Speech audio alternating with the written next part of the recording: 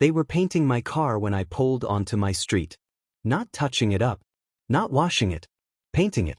Half of my $150,000 Ford Mustang GT was already covered in beige, the exact shade every other house in the neighborhood was required to match. The HOA president stood in my driveway with a clipboard, smiling like she'd just done me a favor. She had no idea who I was. No idea what my actual job title meant for her, for the 2 men holding paint rollers, or for the 12 signatures on the approval form she kept waving at me. That clipboard would eventually end up as evidence. But in that moment, all I could do was stare at what they'd done. What they thought they had the right to do. That's when I realized they'd never asked a single question before they destroyed something irreplaceable. Before we jump into the full story, let me know where you're watching from and what time it is there. And if you've ever had a crazy HOA moment, hit subscribe so you don't miss how this ends. I bought the Mustang 3 months earlier. A 2013 Shelby GT 500 in race red with every performance upgrade Ford offered that year. It wasn't a midlife crisis. It wasn't a status symbol. It was something I'd wanted since I was 16 years old, and I'd finally earned it. I parked it in my driveway the day it arrived. That's where it stayed. Visible. Exactly where it belonged. The first letter came a week later. It was folded inside a plastic sleeve and tucked under my windshield wiper. No envelope. No signature. Just a printed notice on Brookstone Estates' HOA letterhead that said my vehicle was not in compliance with community aesthetic standards and needed to be relocated to the garage or removed from the property within 14 days. I read it twice. Then I checked the CC and RS, the codes, covenants, and restrictions every homeowner signed when they bought in. There was nothing in there about vehicle color. Nothing about sports cars. Nothing that said I couldn't park my own car in my own driveway. The only rule was that vehicles had to be operational, insured, and not commercial. Mine was all 3. I thought that would be the end of it. It wasn't. The second notice arrived 11 days later. This one had a name at the bottom, Patricia Brennan, HOA president. It referenced the first letter and added a new claim that my vehicle was visually disruptive to neighborhood harmony and that failure to comply would result in escalating fines and enforcement action. There was a phone number at the bottom. I called it. Patricia answered on the second ring. Her voice was polite, controlled, and completely unmovable. She explained that the HOA board had reviewed my situation and determined that brightly colored vehicles were not appropriate for a community that prided itself on uniformity and property values. She said the rules were clear. I told her I'd read the rules. She said interpretation was up to the board. That should have been my warning. But I stayed calm. I told her I was happy to attend the next board meeting and discuss it. She said that wouldn't be necessary. Decisions had already been made. I asked what would happen if I didn't move the car. She paused. Then she said very carefully that the HOA had broad authority to maintain standards, and that authority included corrective action. I didn't ask what that meant. I assumed it was legal posturing. Fines, maybe a lien if things got extreme. I'd dealt with worse in my line of work. I'd seen people twist policy to suit their agenda. But this was a homeowners association in a suburb 30 minutes outside the city. It wasn't organized crime. It wasn't corruption. It was just small-time power in the hands of people who didn't know what to do with it. That's what I thought, anyway. The third notice came with a date. Final compliance deadline, May 18th. I was given 72 hours. After that, the letter said the HOA would take necessary measures to restore community standards. I still didn't move the car. Not out of defiance, I just didn't believe they could actually do anything. I was working a double shift the day the deadline passed. I didn't think about the Mustang. I didn't think about Patricia Brennan or her clipboard or her interpretation of the rules. I thought about the job, the department, the cases piling up on my desk. When I finally headed home that afternoon, the sun was low and the street was quiet. I turned onto my block and saw them immediately. 2 men in navy blue shirts with HO printed across the back. One held a paint roller. The other had a tarp spread across half my driveway. And standing behind them, arms crossed, smiling like she'd just won something, was Patricia. They'd already started. I didn't yell. I didn't rush forward. I just stood there at the end of my driveway and watched them work. One of the men noticed me first. He stopped mid-stroke, rollers still pressed against the driver's side door. The other one turned. Patricia didn't move. She just looked at me with that same calm smile, like she was waiting for me to thank her. I walked closer. The smell hit me before I saw the damage up close. Cheap exterior latex. Beige. The exact color of every house on the block. They'd already covered the hood, the front fender, and half the door. The original race red was disappearing under thick, uneven coats. No primer. No tape. No attempt to protect the trim or the windows. I asked what they were doing. Patricia held up her clipboard. She said the board had authorized corrective action after I failed to comply with the final notice. She said it was within their rights. She said the cost would be added to my account and that I'd receive an invoice within 10 business days. I asked if she had any idea what she'd just done. She said she was enforcing community standards. I asked if she understood what the car was worth. She said property values were more important than personal preferences. That's when I told her to stop. She said they were almost finished. I told her again. She looked at the two men, nodded, and they kept painting. I pulled out my phone. I took pictures. The tarp. The paint cans. Patricia's face. She didn't try to stop me. She said documentation wouldn't change the outcome. I didn't respond. I just kept shooting. Then I called my insurance company. Then I called a lawyer. By the time I was off the phone, they were packing up. Half my Mustang was red. The other half was beige. It looked like a mistake. Like something a child would do. Patricia handed me a yellow carbon copy from her clipboard. It listed the violation, the action taken, and a bill for $970. She said the HOA expected payment within 30 days. That should have been the worst of it. But 2 days later, I received another letter. This one wasn't about the car. It was about my front lawn. According to the notice, my grass exceeded the maximum allowable height of 3 inches and required immediate correction. I'd mowed it 4 days earlier. I went outside and measured. 2.5 inches. I ignored the letter.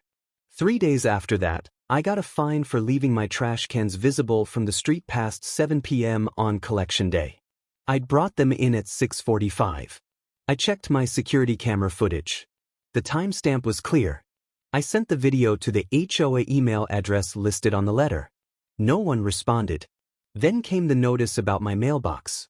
The paint was faded and inconsistent with neighborhood standards. I'd repainted it 6 months ago.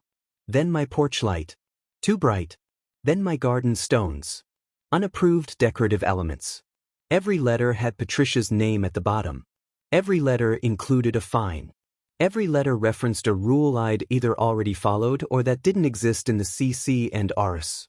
I started keeping a folder. I documented everything. I responded to everything. Nothing changed. I wasn't the only one. I started asking around. Quiet conversations with neighbors I didn't know well. Turns out Patricia had been doing this for years. Targeted enforcement. Selective interpretation. One family had been fined for parking a hybrid sedan in their driveway. Another for installing solar panels. Another for painting their shutters the wrong shade of white. No one fought back. They just paid. Or sold. Or stayed quiet. That's what she was counting on. I requested a formal hearing. The CC and RS guaranteed every homeowner the right to dispute enforcement actions before the board. I submitted my request in writing, included my evidence, and waited. 2 weeks later, I got a response. My hearing was scheduled for June 12th. A month away. In the meantime, all fines would continue to accrue. I called Patricia. I asked why the delay. She said the board met once a month and the schedule was full. I asked why fines were still being issued while my dispute was pending. She said enforcement and dispute resolution were separate processes. I asked if she understood how that was a conflict of interest. She said the bylaws were clear. Then she hung up. The fines kept coming. Lawn, trash cans, mailbox, porch light. By the time my hearing date arrived, I owed the HOA nearly $4,000. None of it legitimate. All of it documented. I showed up to the meeting with a binder. photos, videos, measurements, timestamps, copies of the CC and RS with every cited rule highlighted. I had correspondence. I had witness statements from neighbors. I had everything. Patricia sat at the head of the table. 4 other board members sat beside her. None of them looked at me when I walked in. I was given 5 minutes to present my case. I used 3. I kept it simple. I showed them the car. I showed them the manufactured violations. I showed them the conflict between their letters and the actual rules. When I finished, Patricia thanked me for my time. Then she said the board had reviewed my file and determined that all enforcement actions were justified. The fines would stand. Payment was due within 15 days. Then she moved to the next agenda item. I didn't move. I asked if they planned to address any of the evidence I just presented. She said the board's decision was final. I asked if there was an appeals process. She said appeals were heard by the board. I asked if she saw the problem with that. She said the meeting was over. That's when I stopped being quiet about what I did for a living. Not to threaten. Not to intimidate. Just to make one thing very clear. I told Patricia I'd spent 23 years in law enforcement.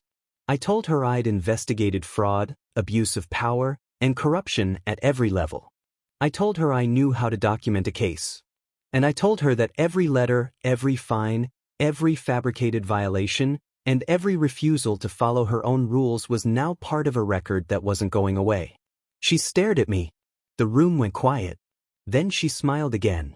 That same smile. And she said, very carefully, that threatening a board member was grounds for additional penalties. I didn't threaten anyone. I just walked out. But she'd made a mistake. A big one. She'd assumed I was just another homeowner who'd give up. She didn't ask what department I worked for. She didn't ask what my title was. She didn't ask anything. She was about to find out. The next morning, I walked into my office at the police department and made a phone call. Not to a lawyer. Not to the county. To our records division. I requested a full background workup on Patricia Brennan and every member of the Brookstone Estates HOA board. Employment history. Property records. Court filings. Business affiliations. Everything we could legally pull. It took 3 days. What came back was more than I expected. Patricia had served as HOA president for 6 consecutive years. No elections. No opposition. The bylaws required annual votes, but there was no record of any being held since she took office. 2 of the other board members were her relatives. 1 was her former business partner. The 4th had sold his house and moved out of state 2 years ago, but he was still listed as an active board member. The HOA's financial records were public. I requested them. It took 2 weeks and a formal records request, but I got them. The numbers didn't add up. Homeowner dues were being collected monthly, but major expenses weren't being reported. The line items were vague. Administrative costs. Compliance enforcement. Community improvements. No receipts. No vendor names. No documentation. I ran the numbers. Over the past 3 years, nearly $70,000 was unaccounted for. I made another call. This time to the district attorney's office. I didn't file a complaint. I just asked a question. If an HOA board was misappropriating funds and selectively enforcing rules to target specific homeowners, what would that look like legally? The answer was clear. Abuse of fiduciary duty. Potential extortion if the targeting was retaliatory. I thanked them and hung up. Then I did something I should have done weeks earlier. I contacted every homeowner in the neighborhood who'd been fined, harassed, or forced out. I didn't have to look far. 15 families. Some had paid thousands in bogus fines. Others had sold their homes at a loss just to escape. 2 were still fighting.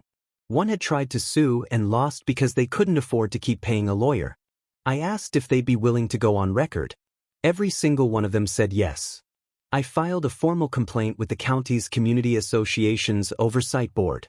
I included everything. The fraudulent fines. The fake violations. The financial irregularities. The lack of elections. The conflict of interest. The paint job. I attached photographs, timestamps, security footage, witness statements, and a forensic breakdown of the HOA's budget. The complaint was 47 pages long. 2 weeks later, I received a letter. The county was opening an investigation. Patricia and the board were being notified. All enforcement actions were suspended pending review. All outstanding fines were frozen. I thought that would be enough. It wasn't. Patricia called an emergency board meeting. It wasn't on the calendar. It wasn't announced to the community. But word got out. I showed up. So did 12 other homeowners. We weren't on the agenda, but we stayed anyway. Patricia opened the meeting by addressing what she called recent disruptions. She said a small group of residents was attempting to undermine the board's authority. She said the complaint filed with the county was baseless and politically motivated. She said the HOA's legal team was prepared to defend against any accusations. Then she said my name. She said I had been using my position in law enforcement to intimidate board members and interfere with HOA governance. She said I had made veiled threats. She said my behavior was unethical and possibly criminal. She said the board was considering a restraining order. I let her finish. Then I stood up. I didn't raise my voice. I didn't argue. I just asked one question. If the fines were legitimate, why were none of them supported by the actual CC and RS? If the enforcement was fair, why had 15 families been targeted while dozens of others with identical violations were ignored? If the financials were clean, why couldn't the board produce receipts for $70,000 in spending? Patricia said I was out of order. I said I'd wait for an answer. She said the meeting was closed to non-board members. I reminded her that HOA meetings were required to be open to all homeowners under state law. She said the board had the right to remove disruptive attendees. I said I hadn't disrupted anything. I'd asked a question. She looked at the other board members. None of them moved. None of them spoke. Then one of the homeowners in the back stood up. Then another. Then another. Within 30 seconds, every person in that room was standing except Patricia and the board. Nobody said a word. We just stood there. Patricia stared at us. Her hands were shaking. She tried to speak, but nothing came out. Then she gathered her papers, stood up, and walked out. The other board members followed. The meeting was over. 3 days later, I received a certified letter. Patricia Brennan had resigned as HOA president, effective immediately. 2 other board members had resigned as well. The remaining member, who hadn't lived in the neighborhood for 2 years, was removed by the county. The HOA was placed under temporary third-party management while the investigation continued. The county's report came out 6 weeks later. Financial mismanagement.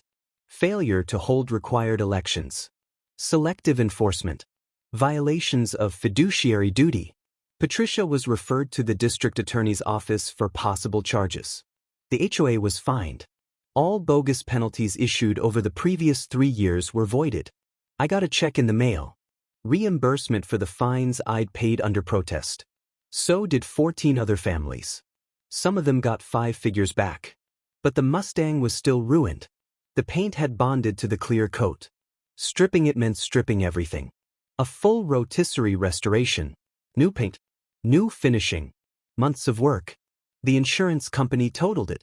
They cut me a check for market value, but it wasn't the same. It was never going to be the same. Patricia never apologized. She never acknowledged what she'd done. She just disappeared. Sold her house. Moved out of state. The last I heard, she was facing a civil suit from 3 families who'd lost money because of her. I didn't follow up. I didn't need to. The new HOA board was elected 3 months later. Real elections this time. Ballots. Transparency. Candidates who actually lived in the neighborhood. I didn't run. I didn't want the position. But I voted. So did almost everyone else. Turnout was the highest it had been in over a decade. The first thing the new board did was hire a forensic accountant. They wanted a full audit. They wanted to know where every dollar had gone. It took weeks, but the findings were worse than anyone expected. Patricia hadn't just mismanaged funds, she'd been redirecting them. Payments to vendors that didn't exist. Reimbursements for services that were never performed. Personal expenses disguised as HOA costs. The total came to just under $92,000. The district attorney filed charges. Abuse of authority. Patricia hired a lawyer and fought it for 8 months. But the evidence was overwhelming. She eventually took a plea deal. 3 years probation. Full restitution. A permanent ban from serving on any HOA or community board in the state. She never paid back a single dollar. The HOA's insurance covered most of the loss, but not all of it. Dues went up the following year to cover the gap. People weren't happy about it, but they understood. The alternative was letting it go. And no one wanted that. The families who'd been targeted started talking. Not just to each other, but publicly. One of them wrote an article for a local news site. Another went on a podcast. The story spread. Local reporters picked it up. Then regional outlets. Within a few weeks, Brookstone Estates became a case study in HOA overreach. Other neighborhoods started paying attention. Residents in nearby communities began requesting their own financial records. Some found irregularities. Others found boards that hadn't held elections in years. A few found the same patterns Patricia had used: vague line items, missing documentation, selective enforcement. It wasn't just happening here. It was happening everywhere. The state legislature took notice. A bill was introduced to increase oversight of community associations. Mandatory audits. Transparent elections. Limits on enforcement authority. It passed 6 months later. It wasn't perfect, but it was something. And it started because 15 families in a suburb decided they weren't going to stay quiet anymore. I never replaced the Mustang. I thought about it. I looked at listings. I went to a few dealerships. But it didn't feel right. That car wasn't just a car. It was a reminder of what I'd worked for. What I'd earned. And what someone else thought they had the right to destroy. The insurance payout sat in an account for a year. Eventually, I used it for something else. Something that mattered more. I started a legal fund. Not for me, for homeowners dealing with the same kind of abuse I'd faced. People who couldn't afford lawyers. People who were being buried under fines they didn't deserve. People who were being forced out of their homes because someone with a clipboard decided they didn't belong. The fund is still active. It's helped 12 families so far. Some won their cases. Some settled. A few are still fighting. But none of them are fighting alone anymore. I still live in Brookstone Estates. Same house. Same driveway. The new board repealed half the rules Patricia had invented. The lawn height limit was removed. The vehicle color restrictions were removed. The decorative element bans were removed. People started putting up garden gnomes again. One family painted their front door blue. Another installed a basketball hoop. The neighborhood didn't fall apart. Property values didn't collapse. Nothing bad happened. It just became a place where people could live without constantly looking over their shoulder. I see my neighbors more often now. We talk. We help each other. We're not afraid of letters anymore. But every time I walk past my driveway, I think about that day. The smell of cheap paint. The sound of a roller dragging across metal. Patricia standing there with her clipboard, smiling like she'd done something noble. She thought she had power. She thought the rules gave her control. She thought no one would push back. She was wrong. Here's what I learned. HOAs aren't inherently bad. Rules aren't inherently bad. Structure and standards can protect communities when they're applied fairly. But the moment those rules become tools for control instead of service, the moment enforcement becomes selective, the moment one person decides they're above accountability, that's when everything breaks. And it breaks fast. Patricia didn't start out corrupt. I don't think she woke up one day and decided to steal from her neighbors. It was gradual. A little authority. A little less oversight. A little more confidence that no one would question her. And then, suddenly, she was untouchable. Until she wasn't. The system only works if people pay attention. If they ask questions. If they demand transparency.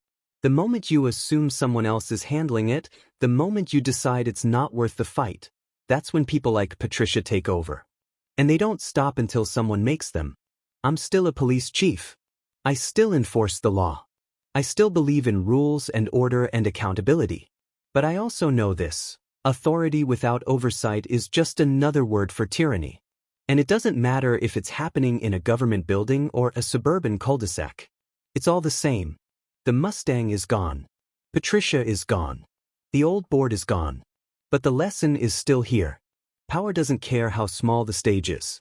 It only cares whether anyone is watching. So I'll ask you this. If this could happen in my neighborhood, a quiet suburb with manicured lawns and smiling faces at community meetings, what's happening in yours? Are you watching? Or are you waiting for someone else to notice? Because by the time you do, it might already be too late.